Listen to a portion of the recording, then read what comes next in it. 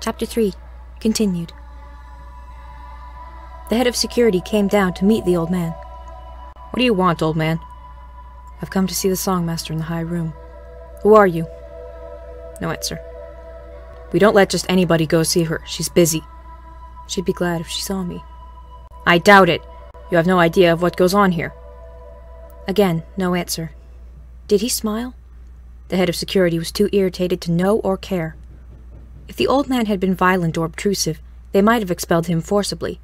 But force was avoided, if it was at all possible. And finally, because he intended to stay until he died of starvation, the head of security went to the high room and talked to Rook. If he's that determined to see me, and he looks harmless, then certainly he should see me. And so, Rook went down the stairs and through the labyrinth, and came to the door-room, where the old man waited. To her eyes, the old man was beautiful, wrinkled of course, but his eyes were innocent and yet wise, as if he had seen everything and forgiven it all. His lips, which opened in a smile the moment he saw her, were childlike, and his skin, translucent with age, and yet harsh by comparison with his white hair, was unblemished. The wrinkles had been made more by pain than by joy, but the old man's expression transcended all the history of his face, and he reached out his arms to Rook. "Rook," he said, and embraced her. And in the embrace, she startled the doorkeeper and the head of security by saying, "Ansett, you've come home." There was only one Ansett who could come home to the songhouse. To the doorkeeper, Ansett was the child who had sung so beautifully at his leave-taking. To the head of security, who had never known him, Ansett was the emperor of the universe. To Rook, Ansett was a well-beloved friend that she had sorely missed, and grieved for when he did not come home more than 60 years ago. Chapter 4. "You've changed," Rook said. "So have you." Rook compared herself now to the awkward child she had been. "Not so much as you might think. Ansett, why didn't you tell them who you were?" Ansett leaned against the shuttered window in the high room. "I tell the doorkeeper who I am, and in 10 minutes the entire songhouse knows I'm here. You might let me visit, and then after a few days you would take me aside and say, 'You can't stay here.'" "You can't." "But I have," Ansett said, "for months. I'm not that old yet, but I feel like I'm living in my own childhood again.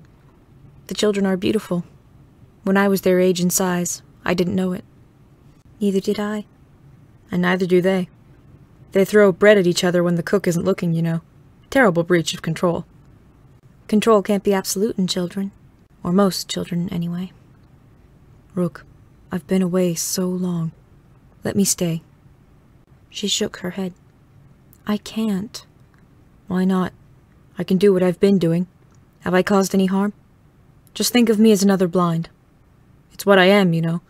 A songbird who came back and can't be used as a teacher." Rook listened to him, and her outward calm masked more and more turbulence inside. He had done no harm in the months he had been in the songhouse, and yet it was against custom. "I don't care much about custom," Ansett said. "Nothing in my life has been particularly customary." "Este decided Este is dead," he said, and while his words were harsh, she wondered if she could not detect a note of tenderness in his voice. "You're in the high room now. Este loved me, but compassion was not her style. Este heard you try to sing." "I can't sing. I don't sing." "But you do. Unwittingly, perhaps, but you do. Just speaking, the melodies of your voice are more eloquent than many of us can manage when we're trying to perform." Ansett looked away. "You haven't heard your own songs, Ansett. You've been through too much in the last years. In your first years, for that matter. Your voice is full of the worlds outside. Full of too much remembered pain and heavy responsibility. Who could hear you and not be affected?" "You're afraid I'd pollute the children." "And the teachers, and me." Ansett thought for a moment. "I've been silent so far. I can keep being silent. I'll be mute here in the songhouse. How long could you keep that up? Aren't there retreats? Let me come and go as I like. Let me wander around too when I feel the need to speak, and then come back home." "This isn't your home anymore." And then control slipped away from Ansett, and his face and voice pled with her. "Rook, this is my home. For 65 years this has been my home, though I was barred from ever returning. I tried to stay away. I ruled in that palace for too many years. I lived among people I loved. But Rook, how long could you survive being cut off from this stone? And Rook remembered her own time as a singer. The years on Umusue, where they loved her and treated her well, and she called her patrons father and mother. And yet when she turned 15, she fairly flew all the way home, because the jungle could be beautiful and sweet. But cold stone had formed everything inside her, and she could not bear to be away from it longer than she must. What do they put in these walls, Ansett, that makes them have such a hold on us? Ansett looked at her questioningly. Ansett, I can't decide fairly. I understand what you feel. I think I understand.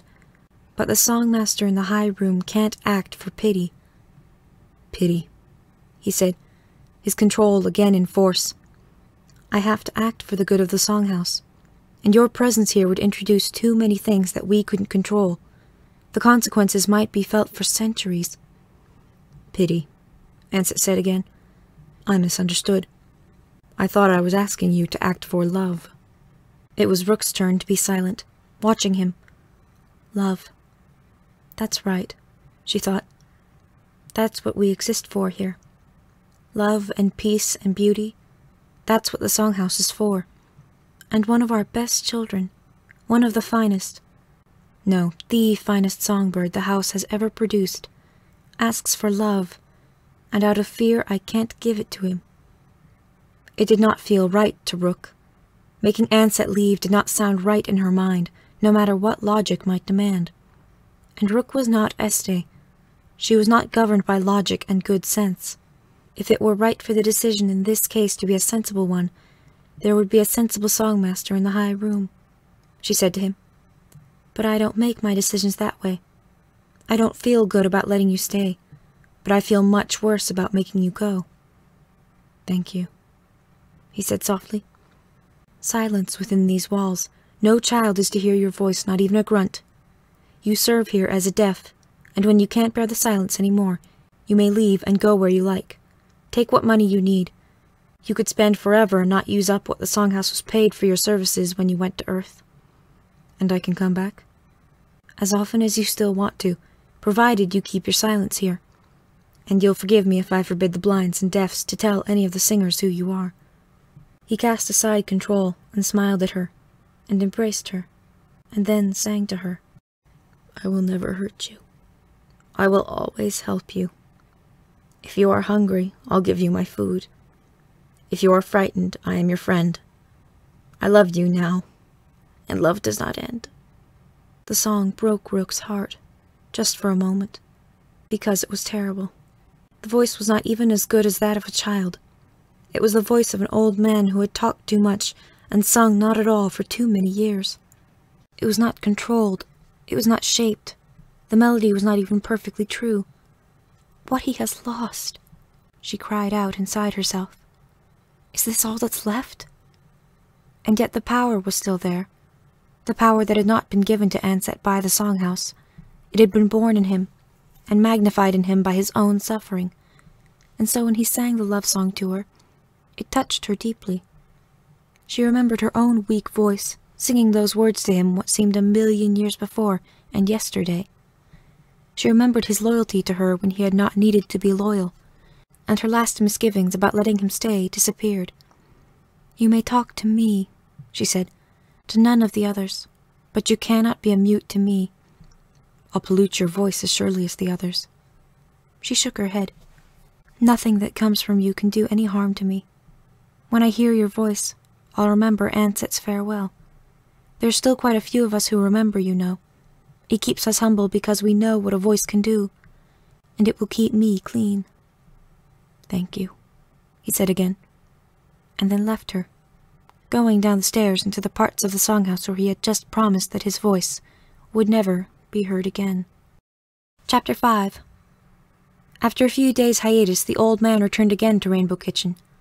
The children were excited. They had been afraid this man of mystery would be gone forever. They watched carefully for some clue as to the reason for his disappearance, but he behaved as if nothing unusual had happened, and helped the cook afterward just as he had before. Now, however, the old man did not disappear after meals. He began to appear in the corridors, in the stalls, in the common room. He was doing jobs usually performed by young deafs, sweeping, cleaning, changing bedding, washing clothing. He would appear silently, without knocking, as deafs were allowed to do. But unlike deafs, he was not ignored. No one spoke to him, of course, but eyes followed him around the rooms, surreptitiously watching him, though he did nothing particularly unusual. It was himself that was unusual, for either the songhouse had broken a 1,000-year rule and let someone work inside the songhouse who had never sung there as a child, or the old man had once been a singer, and there was a story behind his late appearance and his degradation. There were speculations among the teachers, too, of course. They were not immune, and they soon learned that the deafs and blinds would not, under any amount of persuasion and wheedling, discuss the old man. Rook quickly made it clear that she would not tolerate inquiry, and so they speculated. Of course, the name of Ansett came up with all the other names they knew, of singers who had failed to return or who had not found a place within the songhouse, but none of the names was agreed on as even probable, and Ansett's was far from being the most common suggested. When a man had been emperor, they could not imagine him sweeping floors. Only 2 people were sure, besides Rook and the deafs and blinds. One was a new songmaster named Lair, who had been away as a seeker for many years, and returned to find the old man wandering through the songhouse, ubiquitous and silent as a ghost. He had recognized him instantly.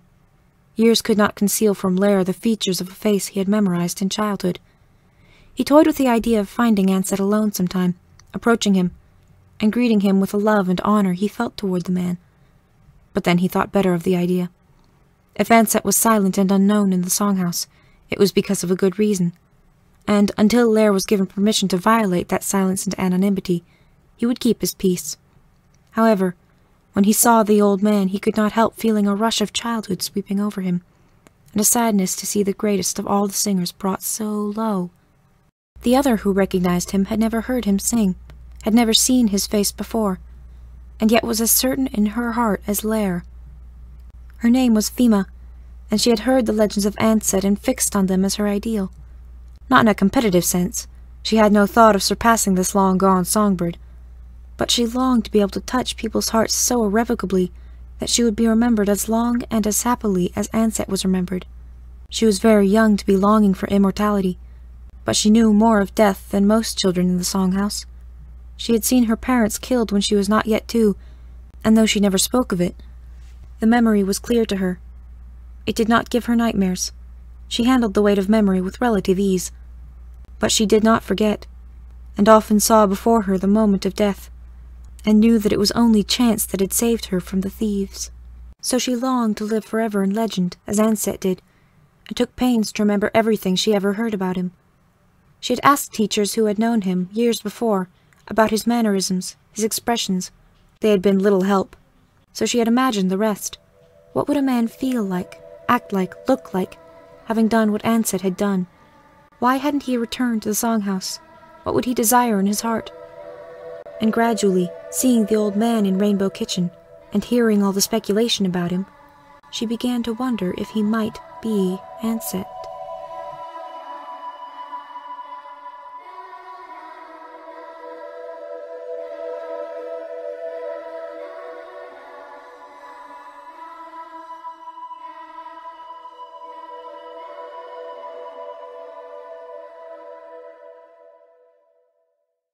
We don't let just anybody go see her. She's busy. She'd be glad if she saw me. I doubt it. You have no idea of what goes on here. Again, no answer. Did he smile? The head of security was too irritated to know or care. If the old man had been violent or obtrusive, they might have expelled him forcibly. But force was avoided, if it was at all possible. And finally, because he intended to stay until he died of starvation, the head of security went to the high room and talked to the songhouse. To the doorkeeper, Ansett was the child who had sung so beautifully at his leave-taking. To the head of security, who had never known him, Ansett was the emperor of the universe.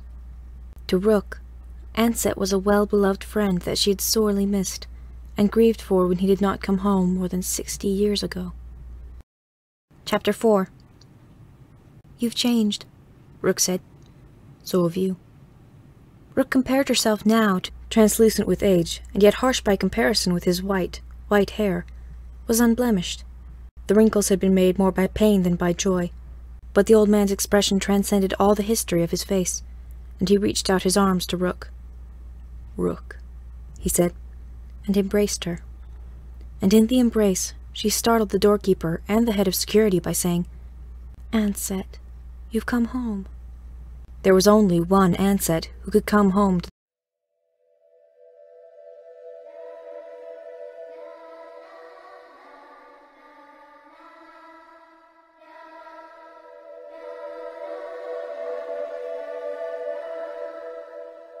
Chapter 3. Continued. The head of security came down to meet the old man. "What do you want, old man?" "I've come to see the Songmaster in the high room." "Who are you?" No answer. "Rook. If he's that determined to see me, and he looks harmless, then certainly he should see me." And so Rook went down the stairs and through the labyrinth, and came to the door-room, where the old man waited. To her eyes, the old man was beautiful, wrinkled, of course, but his eyes were innocent and yet wise, as if he had seen everything and forgiven it all. His lips, which opened in a smile the moment he saw her, were childlike, and his skin,